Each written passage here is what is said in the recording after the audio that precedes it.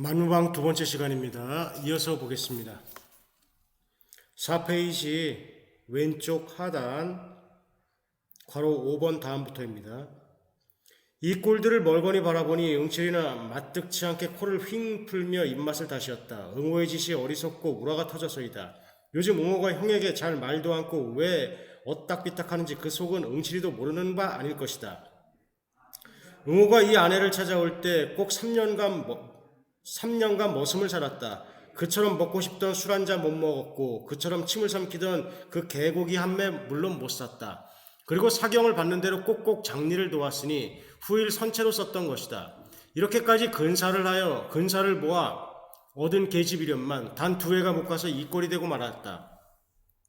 그러나 이 병이 무슨 병인지 도시 모른다. 의원에게 한 번이라도 변변히 배본 적이 없다. 혹 안다는 사람의 말인즉 뇌점이니 그러니까 폐결핵을 얘기하는 겁니다. 어렵다 하였다.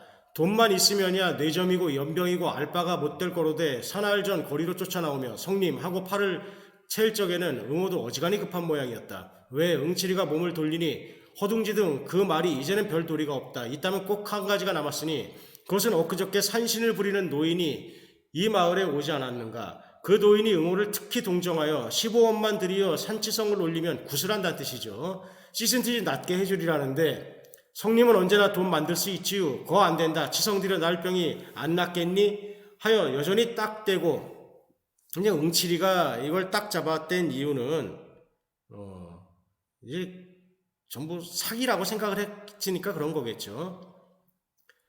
그러게 내 뭐래든 예전에 계집 다 내버리고 날 따라 나서랬지 하고 그래 눈꾼의 살림이란 제 목맥이라지. 그러나 아우가 아무 말 없이 몸을 획 돌려 집으로 돌아갈 때 응칠이는 속으로 또 괜한 소리를 했구나 하였다. 응호는 도로 아내를 업어다 방에 뉘었다. 약은 다 쫄았다. 불이 삭기 전 짜야 할 것이다. 식기를 기다려 약사발을 입에 대어주니 아내는 군말 없이 그 구렁이 물을 껄떡껄떡 들이마신다. 응칠이는 마당에 우두커니 앉았다. 사람의 목숨이란 과연 중하군 하였다. 그러나 계집이라는 저 물건이 저렇게 떼기 어렵도록 중할까 하니 암만해도 알 수가 없고 너 참 요건너 성팔이 알지? 성이 뭐라는데 그 대답 좀 하렴 하고 소리를 빽 질러도 아우는 대답은 말고 고개도 안 든다. 그러나 응칠이는 하늘을 쳐다보고 트림만 끄윽하고 말았다. 술기가 코를 꽉꽉 찔러야 할 터인데 이건 풋김치 냄새만 코 밑에서 뱅뱅 돈다. 공짜 김치만 파먹을 게 아니라 한 잔 더 했더라면 좋았을걸. 그는 일어서서 대를 허리에 꽂고 담뱃대를 가리키는 겁니다. 궁둥이에 흙을 털었다. 벼 도둑맞은 이야기를 할까 하다가 아서라 가뜩이나 울상이 속이 쓰릴 것이다. 그보다는 이놈을 잡아놓고 도둑놈을 얘기하는 거죠. 낭중 희자를 뽑는 것이 점잖하겠지. 나중에 이제 잘난 척한다는 뜻입니다. 그는 문 밖으로 나와버렸다. 답답한 아우의 살림을 보니 역시 답답하던 제 살림이 연상되고 가슴이 두루 답답하였다. 이럴 때는 무가 십상이다. 사실 하느님이 물을 마련해낸 것은 참으로 은혜로운 일이다. 밍맹할 때 한 개를 씻고 보면 꿀꺽하고 쿡 치는 그 맛이 좋고 남의 무밭에 들어가 하나를 쑥 뽑으니 가랑무, 익히 이거 오늘 운수 대통이로군. 좀 반어적인 표현인 것 같습니다. 문맥을 보면 내던지고 그 다음 놈을 뽑아들고 개울로 내려온다. 물에 쓱쓱 닦아서는 꽁지는 이로 베어 던지고 어썩 깨물어 묻힌다. 개울 둔덕에 포플러는 호젓하게도 메초롬이 컸다. 자갈들은 그 밑에 옹기종기 모였다. 가생이로 잔디가 소고록하다. 응칠이는 나가 자빠져 마을을 건너다 보며 눈을 멀뚱멀뚱 굴리고 누웠다. 산이 뺑뺑 둘리어 숨이 콱 막힐 그 마을. 그 다음 나오는 노래는 건너뛰겠습니다. 그는 콧노래로 이렇게 흥얼거리다가 갑자기 강릉이 그리웠다. 펄펄 뛰는 생선이 좋고 아침 햇살이 빗기어 힘차게 출렁거리는 그 물결이 좋고 이까지 둠구석에 두메 산골을 얘기하는 겁니다. 쪼들리는데 대단히 그래도 지이 딴엔 무어 농사 좀 지었답시고 악을 복복 쓰며 잘도 떠들어댄다. 하지만 그런 중에도 어디인가 형연치 못할 쓸쓸함이 떠돌지 않는 것도 아니었다. 자, 그 다음 또 괄호입니다. 30여 년 전, 그러니까 이 작품이 30년대 작품이니까 30여 년 전이면 노골적으로 얘기는 안 하지만 일제강점기 이전을 얘기하는 겁니다. 술을 빚어놓고 쇠를 울려 흥에 질리어 어깨춤을 덩실거리고 이러던 가을과는 저 딴 쪽이다. 가을이 오면 기쁨에 넘쳐야 될 시골이 점점 살기만 띄어오면 웬일인고. 이렇게 보면 재작년 가을 어느 밤 산중에서 낫으로 사람을 찍어 죽인 강도가 문득 머리에 떠오른다. 장을 보고 오는 농꾼을 농꾼이 죽였다. 그것도 만이나 되었으면 모르되 빼앗은 것이 한껏 동전 4잎에 수수 7대, 게다가 흔적이 탄로날까 하여 낫으로 그 얼굴의 껍질을 벗기고 조깃땡하기 이기듯 끔찍하게 남기고 죽인 망난이다. 여기까지가 바로 6번입니다. 흉악한 자식, 그 얼량한 돈 사전에 나 같으면 가여워 덧돈이라도 주고라도 왔으리라. 이번 놈은 그따위 깍딱이나 아니는지 아닌지 할 때 찬 김과 아울러 치미는 소름에 머리끝이 다 쭈뼛하다. 그간 아우의 농사를 대신 돌봐주기에 이럭저럭 날이 늦었다. 오늘 밤에는 이놈을 다리를 꺾어놓고 내일쯤은 봐서 설렁설렁 뜨는 것이 옳은 일이겠다. 이 산을 넘을까 저 산을 넘을까 주저거리며 속으로 점을 치다가 슬그머니 코를 골아 올린다. 밤이 내리니 만물은 고요히 잠이 든다. 검푸른 하늘에 산봉우리는 울퉁불퉁 물결을 치고 흐릿한 눈으로 별은 떴다. 그러다 구름대가 몰려닥치며 껌껌한 절벽이 된다. 또한 마을 한복판에는 거친 바람이 오락가락 쓸쓸히 둥글고 이따금 코를 찌르는 후렷한 산사냄새, 북쪽 산밑 나무마루에 미루나무에 쌓여 주막이 있는데 유달리 불이 반짝인다.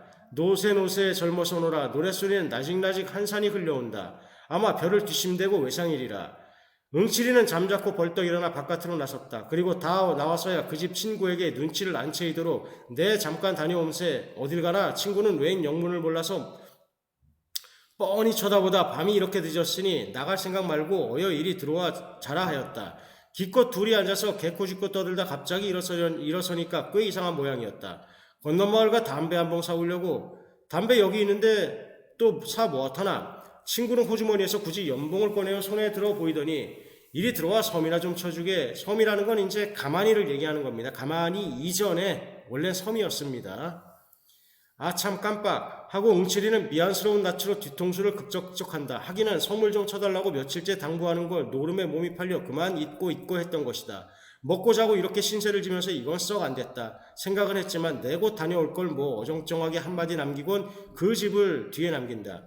그러나 이 친구는 그럼 곧 다녀오게 하고 때를 제치는 법이 없었다. 언제나 여일같이 그럼 잘 다녀오게 이렇게 그 신상만 편하기를 비는 것이다. 그 다음 가로입니다. 응칠이는 모든 사람이 저에게 그 어떤 경의를 갖고 대하는 것을 가끔 느끼고 어깨가 으쓱거린다. 백판 모르는 사람도 데리고 앉아서 몇 번 말만 좀 하면 대뜸 구부러진다. 그렇게 장한 것인지 그 일을 하다가 그 일이라야 도적질이지만 들어가 욕보던 이야기를 하면 그들은 눈을 커다랗게 뜨고 아이고 그걸 어떻게 당하셨소 하고 저기 놀라면서도 그래 그 돈은 어떻겠소 또 그럴 생각이 납디까요 참 우리 같은 농꾼에 대면 호강사리요 하고들 한편 썩 부러운 모양이었다.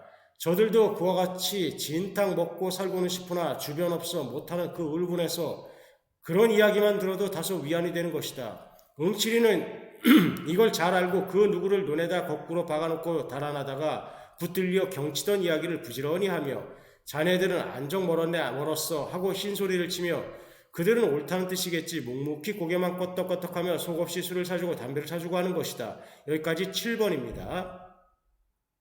그런데 이번 별을 훔쳐간 놈은 응칠이를 마구 넘보는 모양 같다. 이렇게 생각하며 응칠이는 더욱 괘씸하였다. 그는 울풀의 몽둥이를 벗삼아 논두끼를 찔러서 산으로 올라간다. 이슥한 금음치랴 길은 어둡고 흐릿한 언저리만 눈앞에 아물거린다. 그 돈까지 칠 마장은 느긋하리라. 이 마을을 벗어나는 어귀에 고개 하나를 넘는다. 또 하나를 넘는다. 그러면 그 다음 고개와 고개 사이에 20개 울창한 산 중턱을 비교대고 면마지게 논이 놓였다. 응호의 돈은 그 중에 하나였다. 길에서 썩 들어앉은 곳이라 잘 베지도 않는다. 동리에 그런 소문이 안 났을 때에는 천행으로 본 놈이 없을 것 것이다. 반드시 성파리의 성행임에는 응칠이는 공동묘지의 첫 고개를 넘었다. 그리고 다음 고개의 마루턱을 올라섰을 때 다리가 주춤하였다. 저 왼편 높은 산고랑에서 불이 반짝하다 꺼진다. 짐승 불로는 너무 흐리고 아하 이놈들이 또 왔군. 그는 가던 길을 옆으로 세웠다. 더듬더듬 나뭇가지를 짚으며 큰 산으로 올라간다. 바위는 미끄러져 내리며 발등을 찢는다. 딸기 가시에 종아리는 따갑고 엉금엉금 기어서 바위를 끼고 감돈다. 산 거반 꼭대기에 바위와 바위가 어깨를 겹고 움쭉 들어간 굴이 있다. 풀들은 뻗치어 굴문을 막는다. 그 속에 들어앉아서 5놈의 머리를 맞대고 수군거린다. 불빛이 셀까 염려다. 난포불을 얕이 달아대고 몸들을 바싹바싹 여미어 가리운다. 어서 후딱후딱 쳐 갑갑해서 원 이번엔 누가 빠지나 이 사람이지 뭘 그래 다시 섞어 어서 이따위 수작이야 하고 한 놈이 골을 내고 화투를 빼앗아 제 손으로 섞다가 깜짝 놀란다. 그리고 버썩 대드는 응치리를 엉벙이 쳐다보며 얼뚤한다. 그들은 응치리가 오는 것을 완고척이 싫어하는 눈치였다. 이런 애송이 노름판인데 응치리를 들였다가는 맥을 못 쓸 것이다. 속으로는 대웃거렸지만 그렇다고 응치리의 비위를 건드리면 더욱 좋지 못하므로 아 응치리인가 어서 들어오게 하고 선웃음을 치는 놈에 나는 올 듯하기에 자네를 기다렸지 하며 어수대는 놈. 하여튼 한껏 떠보세.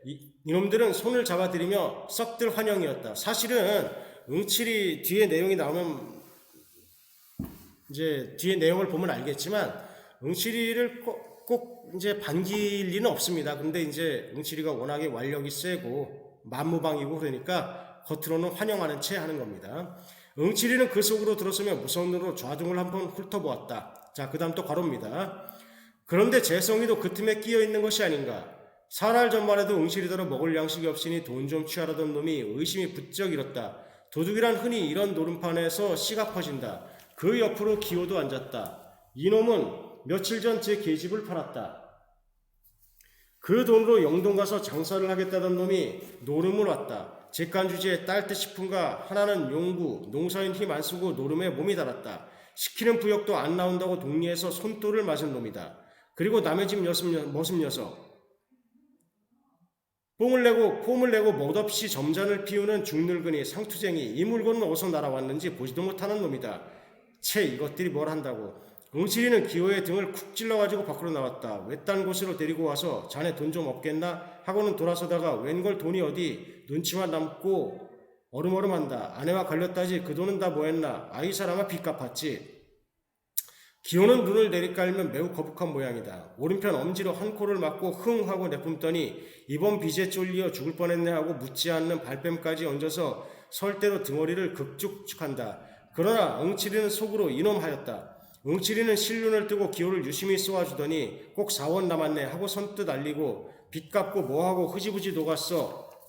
어색하게도 혼잣말로 우물쭈물 웃어버린다. 응치리는 퉁명스러이 나 2원만 최게 하고 손을 내밀다 내대다 그래도 잘 듣지 않음에 따서 둔이 노는 때야 누가 떼먹나 하고 소리가 한껏 빽하니 아니 나올 수 없다. 이 말에야 기호도 비로소 안심한 듯 저고리 섣을 쳐들고 흠척거린다. 쭈삐쭈삐 꺼내놓는다. 따는 응치리에 솜씨면 낙자는 없을 것이다. 서로 재간이 모자라 잃는다면 우격이라도 도로 몰아갈 테니까. 나도 한캐 떠보세. 응치리는 우제슬에 굴로 기어든다. 그 콧등에는 자신 있는 그리고 흡족한 미소가 떠오른다. 사실이지 노름만큼 그를 행복하게 하는 건 다시 없었다. 슬프다가도 화투나 투전장을 손에 들면 공연스레 어깨가 으쓱거리고 아무리 일이 바빠도 노름판은 옆에 못 두고 지난다. 그는 이놈 저놈의 눈치를 슬쩍 한번 훑고 두 패로 나누지 응치리는 재성이와 용구를 데리고 한 옆으로 비껴 앉았다. 그리고 신바람이 나서 화투를 섞다가 손을 딱 짚으며 튀전이래지 이깟 화투는 하든 뭘 할 텐가 녹비낀가 켤텐가 그냥 뭐 저기 전문 용어라고 생각하십시오. 약간이나 그저 보지 사방은 매섭게 조용하였다. 바위 위에서 혹 바람이 모래 구르는 소리뿐이다. 어쩌다 옛다 봐라 하고 화투짝이 쩔꺽한다. 그리고 다시 쥐죽은 듯 잠잠한다. 그들은 이욕에 몸이 달아서 이야기고 뭐고 할 여지가 없다. 행여 속지나 않는가 하여 눈들이 빨개서 서로 독을 올린다. 어떤 놈이 뜯는 놈이고 어떤 놈이 뜯기는 놈인지 영문 모른다. 응치리가 한 장을 내던지고 영월 공산을 보기 좋게 떡 젖혀놓으니 이거 웬 숫자질이야. 용구는 고를 벌컥내며 쳐다본다. 뭐가 뭐라니. 아, 이 공산 자네 밑에서 빼지 않았나. 봤으면 그만이지 이렇게 노할 건 또 뭔가. 응치리는 어설피 입맛을 쩍쩍 다신가. 그럼 이번엔 파토지 하고 손에 화투를 땅에 내던지며 껄껄 웃어버린다. 이때 한 옆에서 벼랑간 이 자식 죽인다 악을 쓰는 것이니 모두를 놀라며 시선을 몬다. 머슴이 마주 앉은 상투의 뺨을 갈겼다. 말인즉 매주 5 끝을 엎어쳤다고 무슨 뭐 사기를 쳤다는 얘기입니다. 하나 정말은 돈은 잃은 것이 분한 것이다. 이 돈이 무슨 돈이냐 하면 1년품을 판 피같은 사경이다. 이런 돈을 송들이 먹히다니. 이 자식 너는 야마시키꾼이지. 돈 내라. 멱살을 훔켜잡고 다시 2번을 때린다. 이놈이 왜 이러는 어른을 몰라보고 상투는 책상 다리를 잡숫고 허리를 쓱 펴더니 점잖이 호령한다. 자식벌 되는 놈에게 뺨을 맞은 건 말이 좀 덜 된다. 약이 올라서 곧 이를 칠 듯이 엉덩이를 벌썩 들었으나 그러나 그대로 주저앉고 말았다. 약에 바싹 받친 놈을 건드렸다가는 결국 이쪽이 손해다. 더럽단 듯이 허허 웃고 버릇없는 놈 다 받고 하고 꾸짖은 것은 잘 됐으나 기어코 어이쿠 하고 그 자리에 푹 엎으러진다. 이마가 터져서 피가 흘렀다. 어느 틈엔가 돌멩이가 날아와 이마에 가죽을 터친 것이다. 응치리는 싱글거리며 굴을 나섰다. 공연스레 쑥스럽게 일이나 벌어지면 정가신 노릇이다. 그리고 돈백이나 될 줄 알았더니 다 봐야 한 40원 될까 말까. 그걸 바라고 어느 놈이 앉았는가. 그가 딴 것은 본밑을 말라 그러니까 본전까지 합쳐서 9원하고 80전이다. 기호에게 5원을 내주고 자 반이 넘네. 자네 계집 잃고 돈 잃고 호강이겠네. 농담으로 비웃어 던지고는 숲속으로 설렁설렁 내려온다. 여보게 자네에게 청이 있네. 재성이 목이 말라서 바득바득 따라온다. 그 청이란 묻지 않아도 알 수 있었다. 저에게 돈을 다 뺏기곤 구문이겠지. 돈을 좀 달란 뜻이죠. 시치미를 딱 대고 나 갈 길만 걷는다. 여보게 응칠이 내 말 좀 들어. 이제는 팔을 잡아 낚으며 살려달야 한다. 돈을 좀 드릴까 하고 벼 10마를 팔아 해보았더니 다 잃었다고. 당장 먹을 게 없어 죽을 지경이니 노름 미천이나 하게 돈 몇 푼 달라는 것이었다. 그러나 벼를 털었으면 그저 먹을 것이지 어줍잖게 노름은 그런 걸 왜 너보고 하랬어 하고 돌아서며 소리를 빽 지르다 가만히 보니 눈에 눈물이 글썽하다. 잠잠고 돈 2원을 꺼내주었다. 자, 여기까지가 8번입니다. 응칠이는 돌에 앉아서 팔짱을 끼고 덜덜 털고 있다. 사방은 뺑 둘리어 나무에 둘러싸였다. 거뭇거뭇한 그 형석이 철없이 무슨 도깨비 같다. 바람이 불 적마다 쏴하고 움충밖에 건들거린다. 여느 때에는 짹짹하고 목을 따는지 비명도 울린다.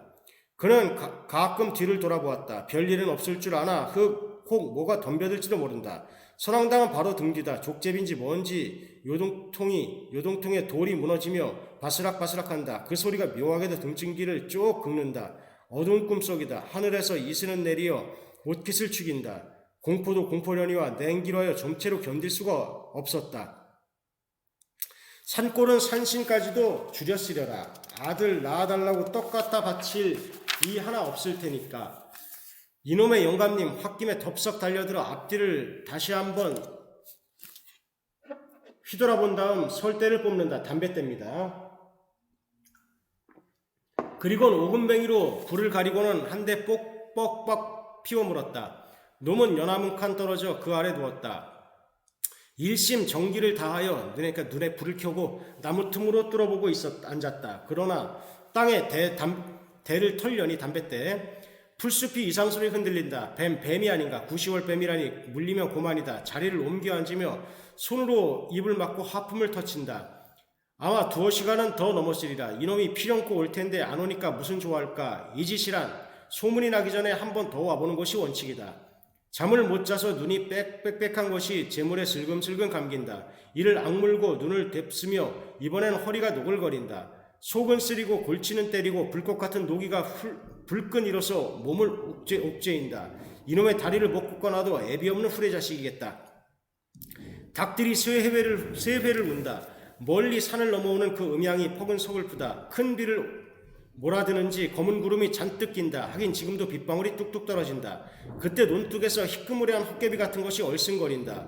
정신을 바짝 차렸다. 영락없이 성팔이 재성이 그 둘 중에 한 놈이리라. 이 고생을 시키는 그놈, 이가 북북 갈리고 어깨가 다 씩씩거린다. 몽둥이를 잔뜩 우려잡았다. 그리고 벌떡 일어나서 나무 줄기를 끼고 조심조심 돌아내린다. 하나 도랑쯤 내려오다간 그는 멈칫하며 몸을 뒤로 물렸다. 늑대 2놈이 짝을 짓고 이편산에서 저편산으로 설렁설렁 건너가는 길이었다. 빌어먹을 늑대. 이것까지 말썽이람. 이마에 식은 땀을 씻으며 도로 제자리로 돌아온다. 어쩌면 이번 이놈도 재작년 강도짝이라 안 될는지 급시로 불길한 예감이 뒤통수를 탁 치고 지나간다. 그는 옷깃을 여미어 한 대를 더 붙였다. 돌연히 풍세는 심하여진다. 산골짜기로 몰아드는 억센 놈이 가끔 발광이다. 다시금 더르르 몸을 떨었다. 가을은 왜 이 지경인지 여기에서 밤새울 생각을 하니 기가 찼다. 얼마나 되었는지 몸을 좀 녹이고자 일어나서 서성서성할 때이었다. 눈으로 다가오는 희미한 그림자를 분명히 두 눈으로 보았다. 그리고 보니 비로고 한고고 다 딴소리다. 한고라는 건 이제 추위라는 얘기입니다. 고개를 내딛고 딱 버티고 서서 눈에 쌍심지를 올린다. 흰 그림자는 어느 틈엔가 어둠 속에 사라져 보이질 않는다. 그리고 다시 나올 줄을 모른다. 바람소리란 웽웽 칠 뿐이다. 다시 암흑속이 된다. 확실히 별을 훔치러 논 속으로 들어갔을 것이다. 역갱이 같은 놈이 굳은 날씨를 기회 삼아 마음껏 하겠지? 도둑질을? 의리 없는 썩은 자식. 격장에서 이웃에서 같이 굶는 터에 오냐 대거리만 있거라. 이를 한번 부드득 갈아 붙이고 차츰차츰 논께로 내려온다.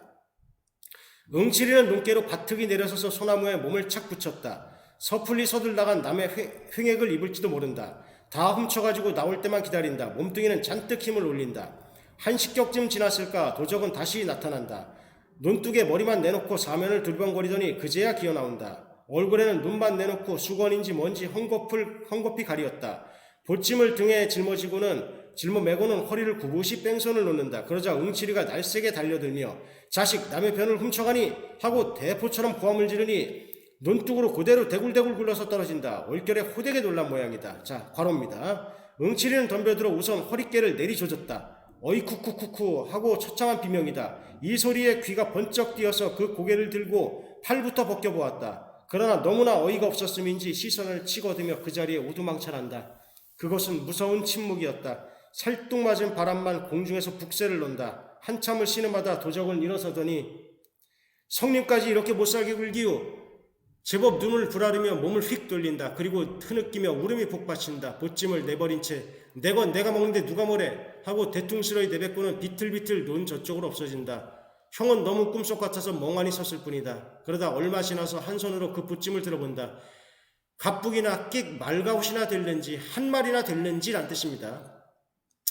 이까짓 걸 요렇게 해가려는 그 심성은 실로 알 수 없다. 별을 논에다 도로 털어버렸다. 그리고 아내의 치마이겠지. 검은 보자기를 척척 가서 들었다. 내 걸 내가 먹는다. 그야 이를 말이냐. 하나 내 걸 내가 훔쳐야 할 그 운명도 야루거니와 형을 배반하고 이 형을 배반했다는 거는 형이 의심받을 걸 뻔히 알면서라는 뜻입니다. 이 짓을 벌인 아우도 아우렸다. 여기까지 괄호 9번입니다. 에이 고얀 놈 할제 볼을 적시는 것은 눈물이다.